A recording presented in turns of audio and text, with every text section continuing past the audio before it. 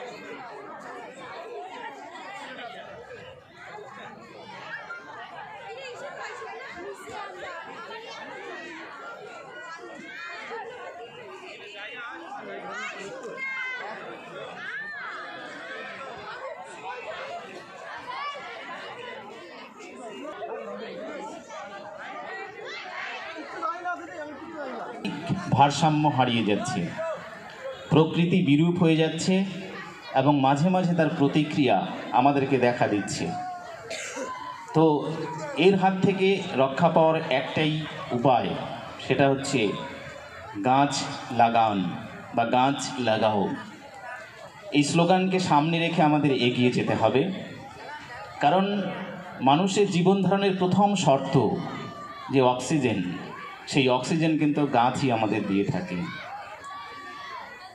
এবং আমরা যে বিষাক্ত কার্বন ডাইঅক্সাইড গ্যাসটা ছাড়ি, সেটা গাছ শোষে নেয় এবং গাছ সেটাকে নেওয়ার ফলেই প্রকৃতি তার ভারসাম্য রক্ষা করে থাকে। কাজেই একটি গাছ একটি প্রাণ নয়, একটি গাছ হাজার প্রাণ। বাঁচতে হলে গাছ লাগান, এই স্লোগানকে সামনে রেখে আমাদের এগিয়ে যেতে হবে। গাছ নিয়ে আমাদের দেখেছি যে আমাদের ভারতবর্ষের কথাই যদি বলি, বিভিন্ন আন্দোলন হয়েছে। 1730 সালে রাজস্থানের মারোয়ার প্রদেশে রাজস্থান মরুভূমি আমরা প্রত্যেকেই জানি। মারোয়ার প্রদেশে সেখানে কি হয়েছিল, সেখানে বিষ্ণু সম্প্রদায় নামে এক সম্প্রদায়ের লোক বসবাস করতেন। মরুভূমিতে তারা ফসল ফলানোর জন্য বৃষ্টির জলকে যেমন তোমার সংরক্ষণ করে রাখতেন, পাশাপাশি তারা নিজেদের বাঁচার তাগিদে কখনোই তারা বৃক্ষ নিধন করতেন না। তারা গাছকে খুব যত্ন করে আদর করে তারা রেখে দিতেন। কিন্তু যোধপুরের রাজা অভয় সিং তিনি রাজধানী তৈরি করার জন্য সৈন্যদের নির্দেশ দিলেন যে বিষ্ণুই প্রদেশে বা বিষ্ণু সম্প্রদায়ের লোক যেখানে বসবাস করে সেখানে যে প্রাচীন গাছগুলো আছে সেই গাছগুলো কেটে নিয়ে এসো। যথারীতি সৈন্যরা গাছ কাটতে চলে যায়। সেই সময় বিষ্ণু সম্প্রদায়ের মহিলারা তারা নিজেদের বাচ্চাদের সঙ্গে নিয়ে প্রত্যেকটি গাছ জড়িয়ে ধরেছিল, আঁকড়ে ধরেছিল যে গাছ কাটা যাবে না, গাছ কাটতে হলে আমাদের আগে কাটতে হবে। কিন্তু রাজার আদেশ, সৈন্যরা নির্বিচারে তারা সেই সমস্ত মানুষদের কুঠারের আঘাতে মেরে ফেলেছিল এবং গাছ নিধন করেছিলেন তারা। সেই সময় ৩৬৩ জন মানুষ প্রাণ হারিয়েছিলেন, যারা ভারতবর্ষের ইতিহাসে স্বর্ণাক্ষরে লেখা রয়েছে এই বৃক্ষ আন্দোলনের ইতিহাসে। তারপর আমরা দেখেছি অনেক আন্দোলন হয়েছে, চিপকো আন্দোলন হয়েছে। চিপকো শব্দের অর্থ হচ্ছে আলিঙ্গন বা চিপকে থাকা। আমরা দেখেছি উত্তরাখণ্ডের গারোয়ার প্রদেশে, সেখানে যখন ব্যবসায়ীরা তারা ঠিকা নিয়ে গাছ কাটতে আসেন, সেই সমস্ত ঠিকাদারদের বাধা দিয়েছিলেন ওই জঙ্গলের আদিবাসীরা। তারা কি করেছিলেন, গাছকে রক্ষার জন্য গাছকে চিপকে ধরেছিলেন, অর্থাৎ আঁকড়ে ধরেছিলেন। শেষ পর্যন্ত তারা গাছকে রক্ষা করতে পেরেছিলেন। এরকম সাইলেন্ট ভ্যালি আন্দোলন থেকে শুরু করে অনেক আন্দোলনই আমাদের ভারতবর্ষের ইতিহাসে সংগঠিত হয়েছে। আমরা বর্তমানে দেখি যে সেদিন ঘোকসাডাঙ্গাতেও হাতি বেরিয়েছিল। আমি বাড়িতে রাতের বেলা শুনলাম কে যেন অ্যানাউন্স করছে ঘোকসাডাঙ্গাতে হাতি বেরিয়েছে। বলুন তো কেন? কারণ হচ্ছে যে বনে পর্যাপ্ত গাছ নেই, বনে পর্যাপ্ত খাবার নেই, যার ফলে হাতিরা ফসল খাওয়ার জন্যে বা বন্য পশুরা ফসল খাওয়ার জন্যে বাইরে চলে আসছে। এবং উত্তরবঙ্গে একসময় অনেক বন্য পশু ছিল, বন নিধনের ফলে ধীরে ধীরে সেগুলো ক্রমশ হ্রাস পাচ্ছে। আমরা দেখব অ্যাকচুয়ালি অসাধু ব্যবসায়ী তারা নির্বিচারে রাতের বেলা জঙ্গলে ঢুকে জঙ্গল পাটি তারা গাছ কাটছে এবং দিনের বেলা বা রাতের বেলা নদীতে পাচার করে দিয়ে সেগুলোকে অসাধু উপায়ে তারা লাভবান হচ্ছে। এইভাবে নিধনযজ্ঞ চলছে। কাজেই এই সমস্ত বিষয় সম্পর্কে মানুষকে সচেতন করতে হবে। মানুষের সচেতনতাই একটা বড় উপায়। মানুষ যদি সচেতন হয়, আপনি আমি যদি সচেতন হই, তাহলে দেখবেন কেউই গাছ কাটতে পারবে না। আমরা বিভিন্ন টেলিভিশন, খবরের কাগজ, বিভিন্ন এনজিও, বিভিন্ন সংগঠন তারা যদি এগিয়ে আসে, তারা যদি সাধারণ মানুষের মধ্যে এই অ্যাওয়ারনেস তৈরি করে যে গাছ নিধন করা যাবে না, তাহলে দেখবেন সমস্ত মানুষ সচেতন হলেই কিন্তু গাছকে রক্ষা করা যাবে। সরকার তার নিয়মমাফিক আইনবিধি থাকবে, কিন্তু আইনেরও কিছু ফাঁক থাকে। সেই ফাঁক গলে গিয়ে কিছু অসাধু ব্যবসায়ী গাছকে নিধন করে তারা দিন দিন মুনাফা অর্জন করতে থাকে। কাজেই সরকারি আইনকে বুড়ো আঙুল দেখিয়ে আজকে কিছু অসাধু ২ নম্বরী ব্যক্তিরা তারা গাছকে নির্বিচারে ধ্বংস করে চলেছে। এদেরকে রুখতে হবে। বিভিন্ন সরকারি প্রতিষ্ঠান, স্কুল, কলেজ, অফিস, আদালত, রেল স্টেশন থেকে শুরু করে বাস স্ট্যান্ড, সব জায়গায় গাছ লাগাতে হবে। আমরা বিভিন্ন সময় প্রয়োজনে আমরা গাছ কাটবো, নিশ্চয়ই কাটবো, কিন্তু যতটা না আমরা কাটবো তার থেকে বেশি গাছ আমাদের লাগাতে হবে। এই অঙ্গীকার, এই প্রতিজ্ঞা কিন্তু আমাদেরকে করে নিতে হবে। আমি বিশেষ আর কিছু বলছি না। আপনারা সবাই ভালো থাকবেন, সুস্থ থাকবেন। শুধু আমি একটি কথাই এখানে বলতে চাই যে এই পৃথিবীকে শিশুর বাস যোগ্য করে যাব আমি, এ আমার দৃঢ় অঙ্গীকার। কবির কথার মধ্য দিয়েই আমি আমার বক্তব্য শেষ করছি। ধন্যবাদ। আপনারা সুস্থ থাকবেন, ভালো থাকবেন। আমরা ঘোকসাডাঙ্গা সাংস্কৃতিক সম্প্রীতি সংঘের পক্ষ থেকে স্যারের কাছে প্রথমেই ক্ষমা চেয়ে নিচ্ছি আমাদের যান্ত্রিক গোলযোগের জন্য। আমরা স্যারকে অসংখ্য ধন্যবাদ জানাই। আজকে উনি এই মঞ্চে তুলে ধরলেন তথ্যমূলক একটি বক্তৃতা। আমরা অনেক কিছুই জানলাম, তার কাছে অনেক কিছুই উপলব্ধি করতে পারলাম। এবার এই মঞ্চে আমি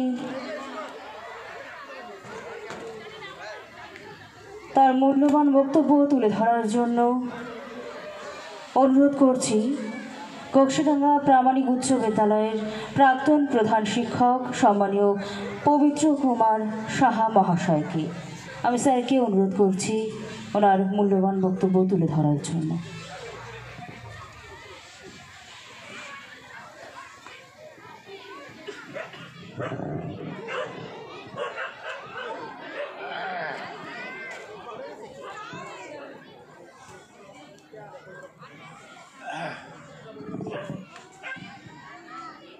শুরুতে আমি সবার কাছে ক্ষমা চেয়ে নিচ্ছি। আমি আমার শারীরিক অক্ষমতা হেতু আমি দাঁড়িয়ে কথা বলতে পারছি না, আমাকে বসেই কথা বলতে হচ্ছে। এইটাই আমাকে অনুমতি দিল।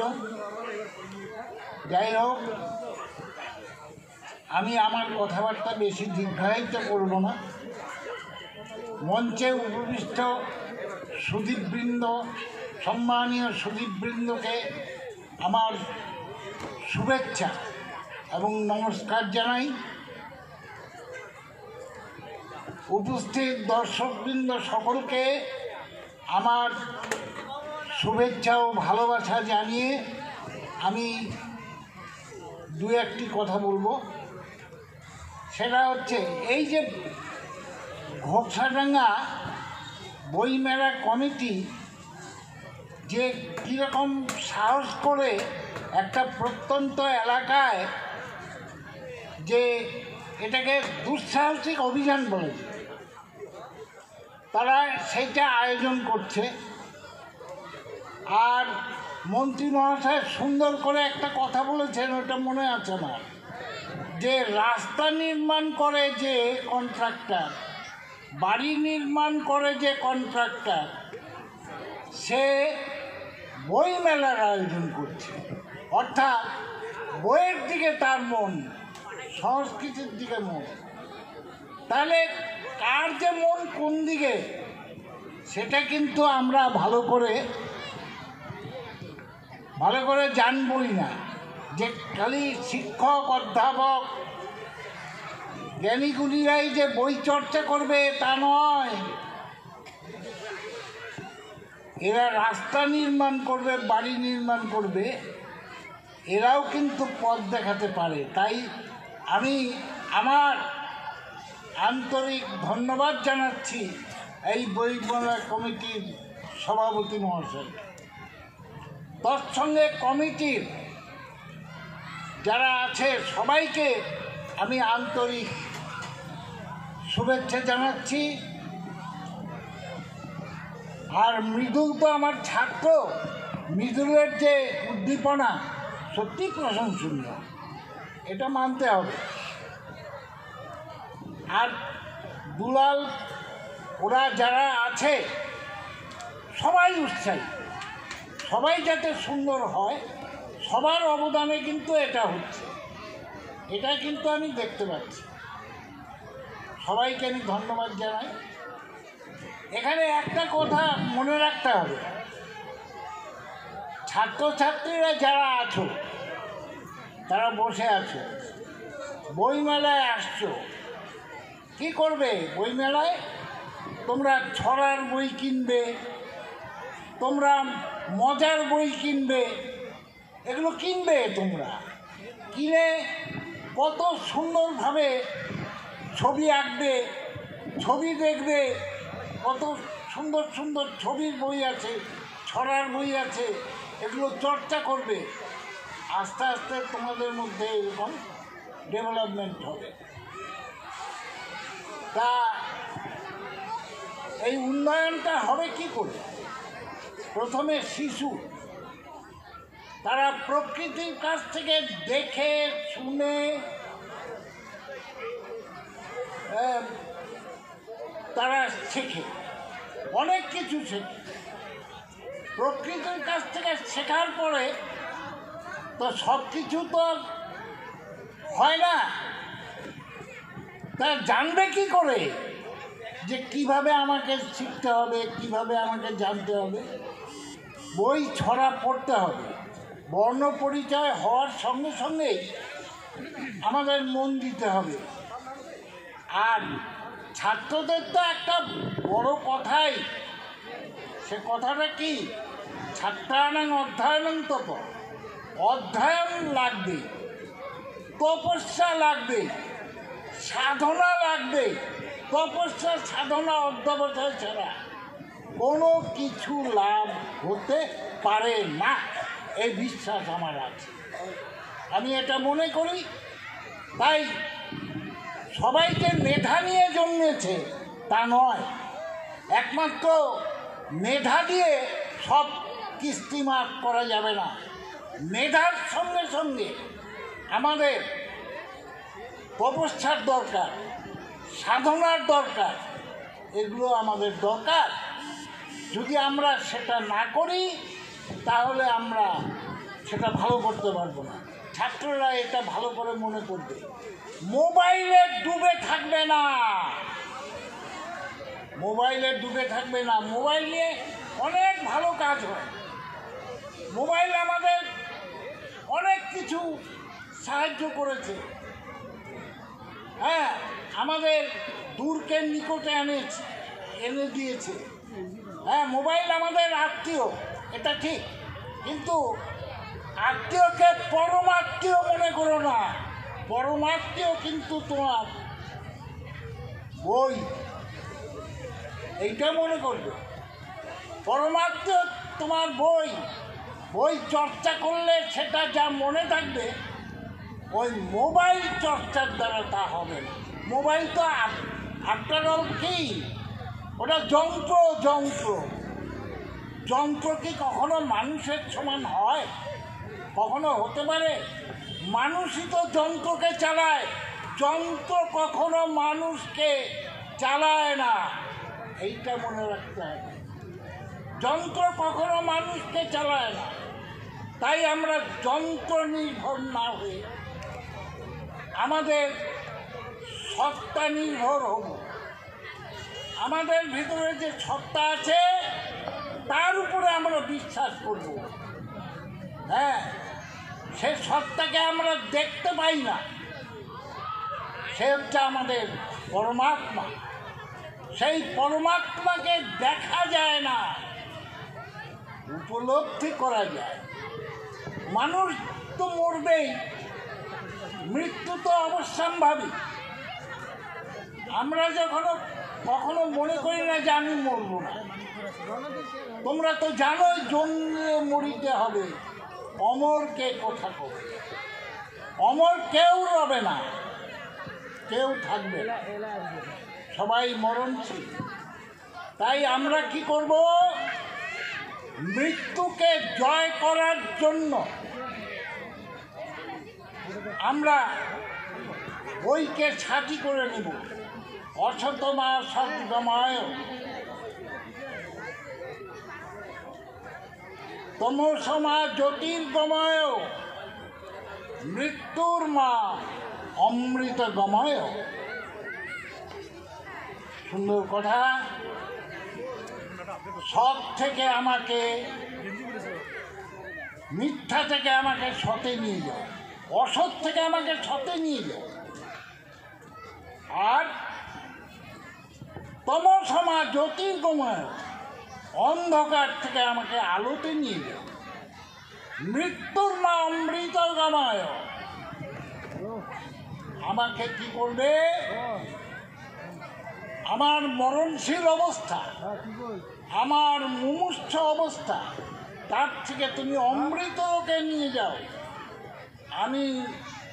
আমার দেহ মরণশীল, কিন্তু আমার আত্মা আত্মা অমর, অক্ষয়, অব্যয়।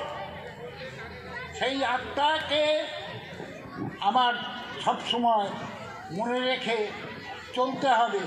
নিজের উপর বিশ্বাস অর্জন করতে হবে।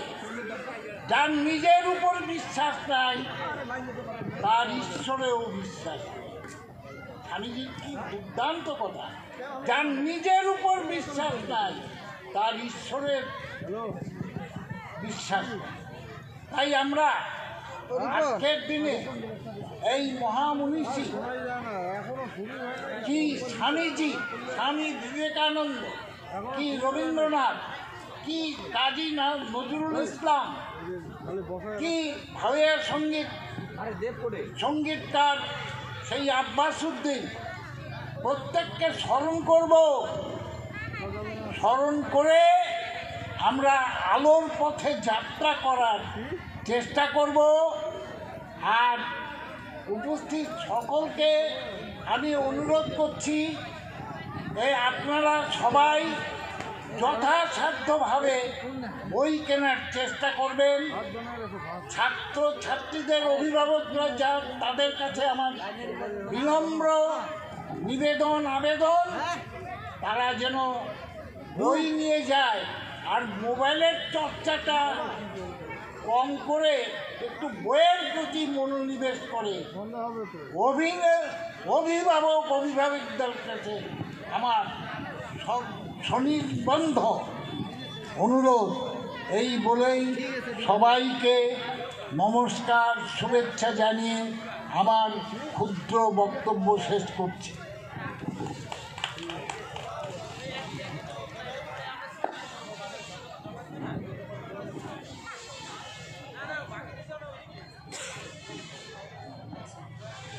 আমরা অসংখ্য ধন্যবাদ জানাচ্ছি স্যারকে। সত্যি তো তাই, এই বই আমাদের আলোর দিশা দেখাচ্ছে, আগেও দেখিয়েছে।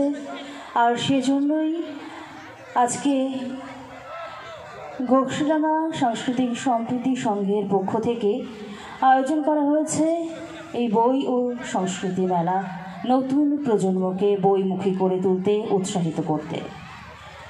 এবার এই মঞ্চে আমি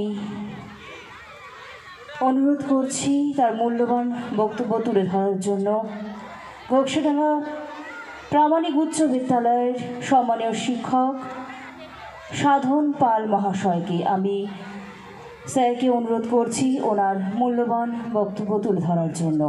সম্মানীয় সাধন পাল মহাশয়।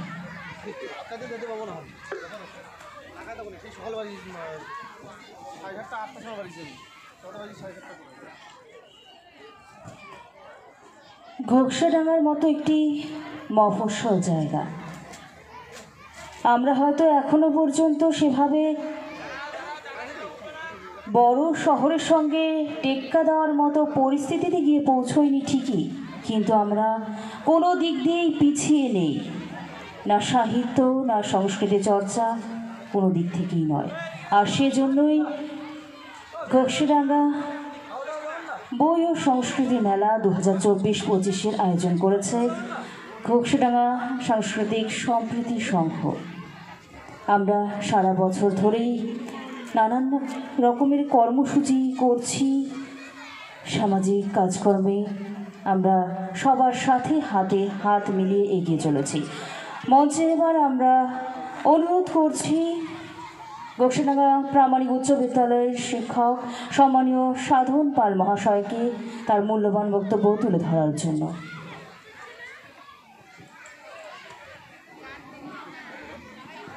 নমস্কার। মঞ্চে উপবিষ্ট ঘোষডাঙ্গা প্রামাণিক উচ্চ বিদ্যালয়ের প্রাক্তন প্রধান শিক্ষক মাননীয় পবিত্র কুমার সাহা মহাশয়, মঞ্চে উপবিষ্ট পদ্মশ্রীপ্রাপ্ত গীতা রায়বর্মন মহাশয়া, পাশেই বসে আছেন ওনার স্বামী মনোরঞ্জন মাস্টারমশাই, মনোরঞ্জন বাবু। এই মঞ্চে আমাকে আমন্ত্রণ জানানোর জন্য আমি প্রথমেই এই বইমেলা কমিটির সমস্ত উদ্যোক্তাদের ধন্যবাদ জানাই, অভিনন্দন জ্ঞাপন করছি। সামনে যারা বসে আছেন পুস্তক প্রেমী, খোসাডাঙ্গার সাধারণ মানুষ, আমার ছাত্রছাত্রীরা, আজকে বইমেলার উদ্বোধন হয়ে গেল। বইমেলা কেন, এই নিয়ে কিছু আলোচনা আমরা শুনেছি। বই আমাদের বন্ধু, এটা আমরা সাধারণভাবে জানি। এটা একটা কথা আমরা শুনে থাকি, আমরা শুনি, অনেক সময় ভাবি না যে এটা কত একটা গভীর কথা। বিভিন্ন বয়সে আমাদের সবসময় যখন আমরা একা হয়ে যাই তখন বই কিন্তু আমাদের সঙ্গ দেয়, এটা মনে রাখতে হবে। বই কখন সঙ্গ দেবে? বই তো আশেপাশে আমাদের থাকে সব সময়, তাই বলি কি বই সঙ্গ দেয়? বই সঙ্গ দেয় না। বন্ধুত্ব করতে হয়, এটা প্রথমে আমাদের মনে রাখতে হবে। যে কোনো মানুষের সাথে যেমন বন্ধুত্ব করতে হয়, সময় দিতে হয়, তার সাথে গল্প করতে হয়, আন্তরিকতা করতে হয়, তেমনি বইয়ের সাথেও সম্পর্ক করতে হয়। সেই সম্পর্কটা কেমন করে? বই পড়তে হবে। প্রথম পড়তে খুব একটা ভালো লাগে না, কিন্তু যখন মন দিয়ে পড়তে শুরু করব তখন দেখবো যে না, পড়তে ভালো লাগবে। এই যে ভালো লাগার জায়গাটা তৈরি করতে কিন্তু একটা পরিশ্রম করতে হয়। সেই পরিশ্রমটা যদি আমরা একটু কষ্ট করে করতে পারি তাহলে আমার মনে হয় জীবনে একটা পরম সম্পদ আমরা অর্জন করতে পারবো। অন্তত আমার এটা মনে হয়েছে। সেই জন্য বইমেলা আসলে মানুষকে তার একটা যোগ্য সঙ্গী নির্বাচন বা তার বন্ধু নির্বাচনের একটা ক্ষেত্র হিসাবে আমরা আর চিহ্নিত করতে পারি। অর্থাৎ সারা জীবনের একটা বন্ধু তৈরি করে দেওয়ার একটা মাধ্যম আমরা মনে করতে পারি এই বইমেলাকে। আজকাল সোশ্যাল মিডিয়া, ডিজিটাল দুনিয়া, এই ডিজিটাল দুনিয়াতে বইয়ের প্রতি আগ্রহ কিন্তু কমেছে। বই পড়ার পাঠকের সংখ্যাও কমে গেছে, সবাই বই খুব একটা পড়তে চায় না। সেই জন্য এই বইমেলা বিশেষ করে আজকের এই যে সংকট, এই সংকটের সামনেও এটা কিন্তু একটা বড় জবাব। সেই জন্য বইমেলাতে আমি অভিভাবকদের আগ্রহ করব যে আপনারা শিশুদের বইমেলাতে নিয়ে আসুন, হাত ধরে অন্তত 1-2টা বই কিনতে উৎসাহিত করুন। কারণ এখানটায় যে বইয়ের পসারগুলো জমানো থাকবে সেখানটায় ওরা পছন্দের বই 1-2টি হলেও খুঁজে পাবে এবং তাদের পছন্দের বইটা আপনি তার হাতে তুলে দিন। জামা কাপড়ের দোকানে আমরা যাই, সেখানটায় ওদেরকে আমরা আর ওদের পছন্দ মতন জামা কাপড়, সুন্দর সুন্দর জামা কাপড় কিনে দিই, কিন্তু জামা কাপড় কি থাকে, কিছুদিন পরার পর সেটা পুরনো হয়ে যায়, আমরা ফেলে দিই। কিন্তু বই এমন একটা বিষয় যের মধ্যে থেকে যদি কিছু একটা সে নিতে পারে সেটা তার সারা জীবনের একটা সম্পদ হয়ে যাবে এবং সেই সম্পদ গড়ার দায়িত্ব কিন্তু আমাদের সমস্ত অভিভাবিকাদের, এটা মনে রাখতে হবে। আমরা প্রত্যেকেই চাই নিজের জীবনে উন্নতি করতে। তা আজকে এরকম যদি প্রশ্ন করা হয়, আচ্ছা বই পড়ে কেউ কি বড়লোক হয়েছে? বই পড়ে কি হবে? এরকম কিন্তু অনেকেই বলে।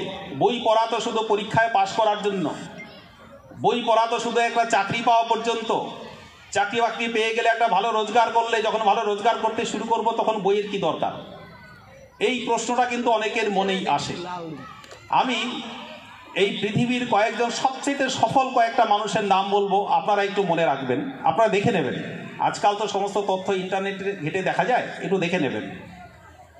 ওয়ারেন বাফে আমেরিকার একজন খুব বড় বিলিয়নারি, ধন কুবের বলতে পারি। তাকে একজন জিজ্ঞেস করেছিল যে আপনি এত বড় লোক হয়েছেন, এত প্রতিষ্ঠিত হয়েছেন, তার রহস্যটা কি?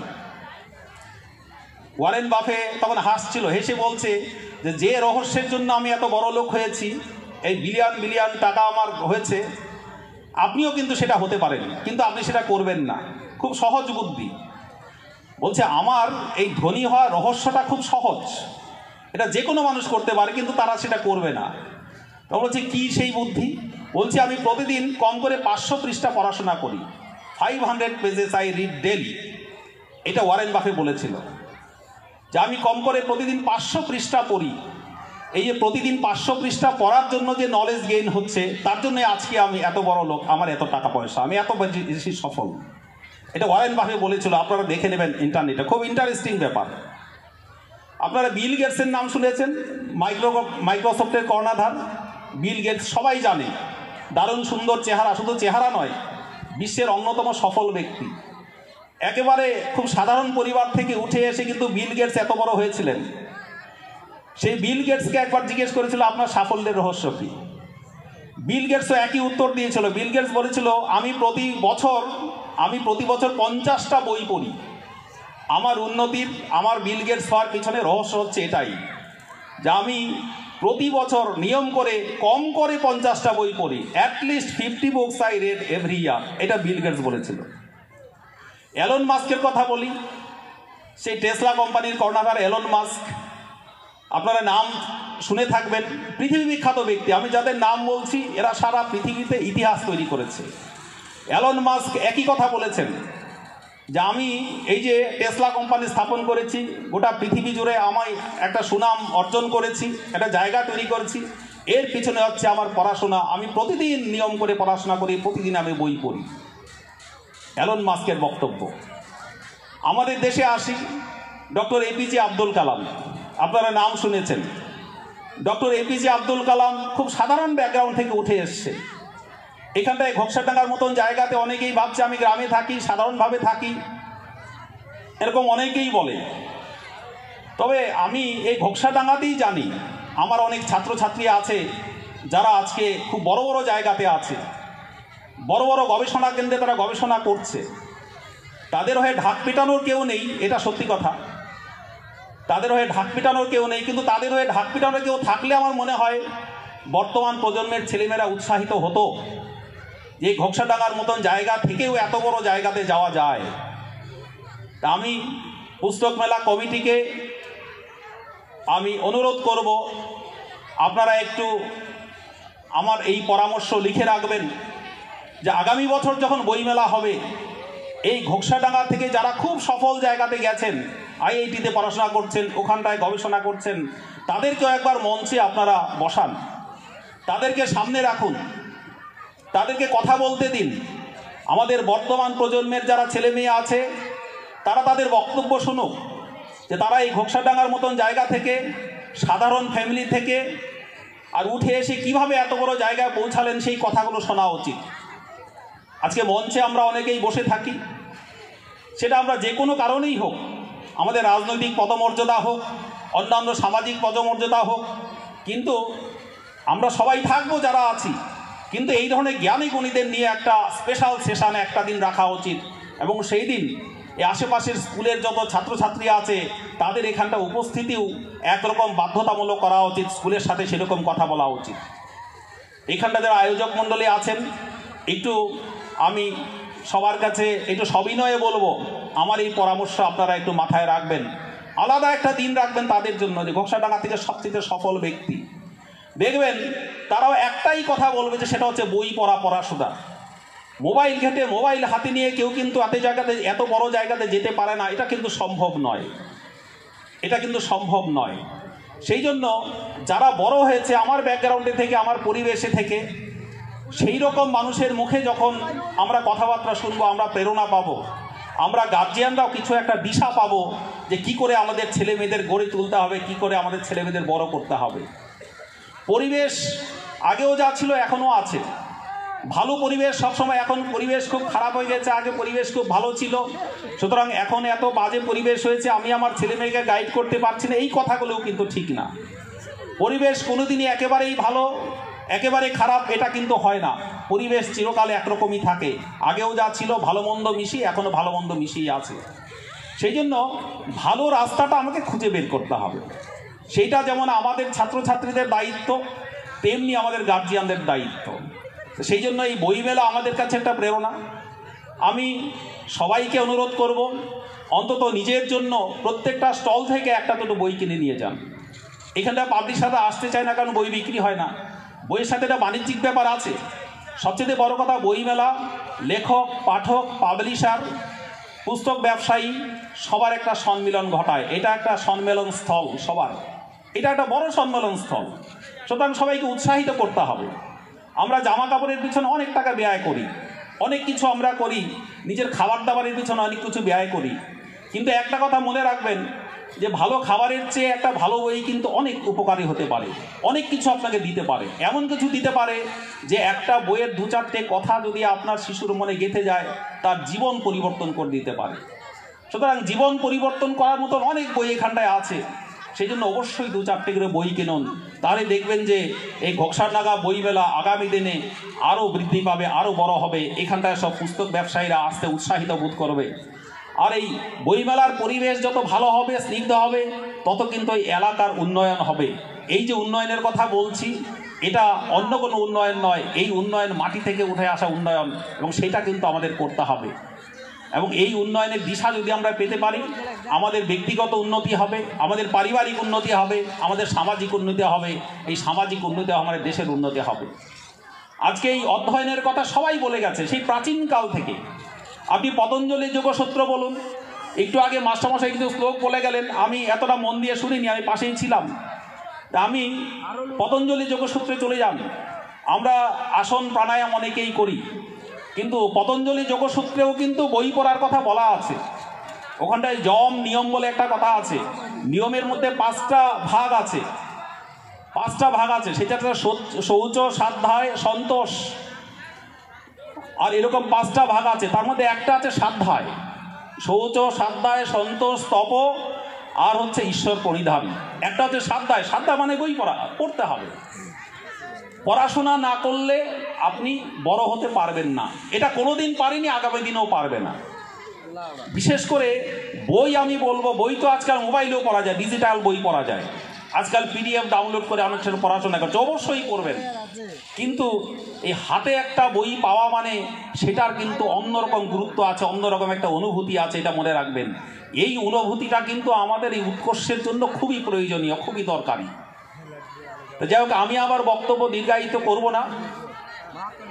আমি আরেকবার সবাইকে ধন্যবাদ জানাই, আমি আরেকবার সবাইকে আহ্বান জানাই, আপনারা কমসে কম 1-2 করে বই কিনুন, আপনাদের পছন্দের বই কিনুন। এখানটা অনেকে আছে হাতে লেখা, নিজেদের হাতে আঁকা আর্ট নিয়ে বসে আছে, 1-2টা ছবি কিনুন। কিনলে অন্তত যারা এখানটায় বসে আছে তারা উৎসাহিত হবে। আমি এই স্টলে গিয়ে একটু আগে খোঁজ নিচ্ছিলাম, এখানটা হাতে আঁকা অনেক ছবি আছে। অন্তত একটা ছবি, আপনার খুব বেশি দাম হবে না, একটা ছবি কিনলে দেখবেন যে ছবিটা আঁকলো সে আরও উৎসাহ পাবে। সেই জন্য উৎসাহ দেওয়ার জন্য কিনুন, এটা কিন্তু দরকার, এটা অপচয় না, এটা আপনার পার্মানেন্ট উন্নতি করবে, স্থায়ী উন্নতি করবে। তো সেই জন্য স্থায়ী উন্নতির জন্য আমি বলবো ইনভেস্টমেন্ট, এই বইমেলার কেনাবেচা। বইমেলার কেনাবেচা হচ্ছে একটা স্থায়ী উন্নয়ন, তার জন্য একটা ইনভেস্টমেন্ট। আমি এখানটায় 50 টাকা 100 টাকার একটা বই কিনলাম মানে আমার খরচ হয়ে গেল, এটা আমি মনে করি না। আমি মনে করি যে আমার এলাকার উন্নয়নে, সামাজিক উন্নয়নে, আমার মান উন্নয়নে আমি এটা ইনভেস্ট করলাম, আমি একটা বিনিয়োগ করলাম।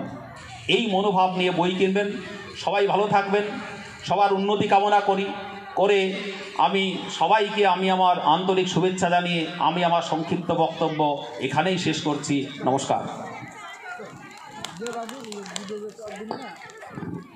অসংখ্য ধন্যবাদ জানাই স্যারকে। ভালো মন্দ যাহাই আসুক সত্যের এলো সহজে। আমরা আমাদের সামনে ভালো মন্দ যাই আসুক না কেন, শিক্ষার আলোয় আলোকিত হয়ে আমরা সত্যকেই বরণ করে নেব। এবার এই মঞ্চে ইতিমধ্যে পৌঁছে গেছেন আমাদের আর এক সম্মানীয় অতিথি, মাননীয় প্রভাত চন্দ্র দেবনাথ মহাশয়।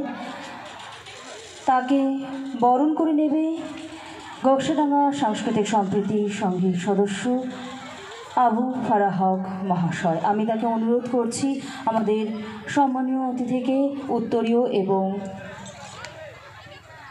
ফুলের তোড়া দিয়ে বরণ করে নেওয়ার জন্য।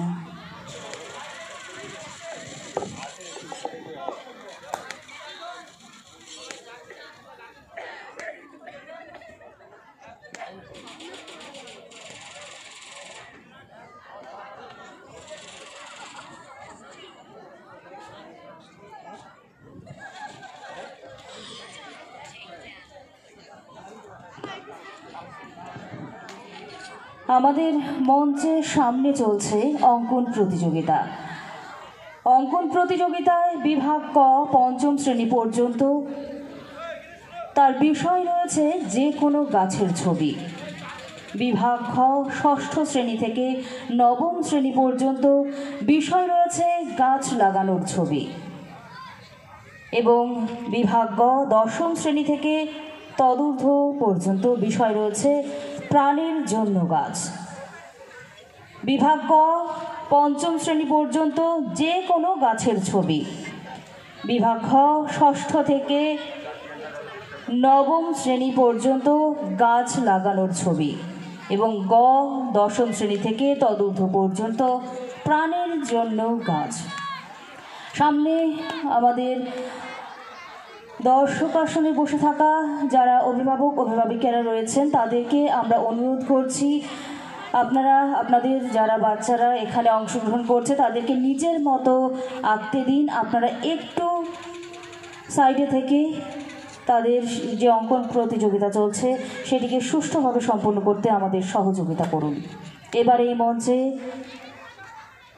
কিছু মূল্যবান বক্তব্য তুলে ধরার জন্য আমি অনুরোধ করছি আমাদের সবার গর্ব, আমাদের গোটা রাজ্যের গর্ব, আমাদের দেশের গর্ব তথা আমাদের মাথাভাঙ্গা 2 নং ব্লকের গর্ব পদ্মশ্রী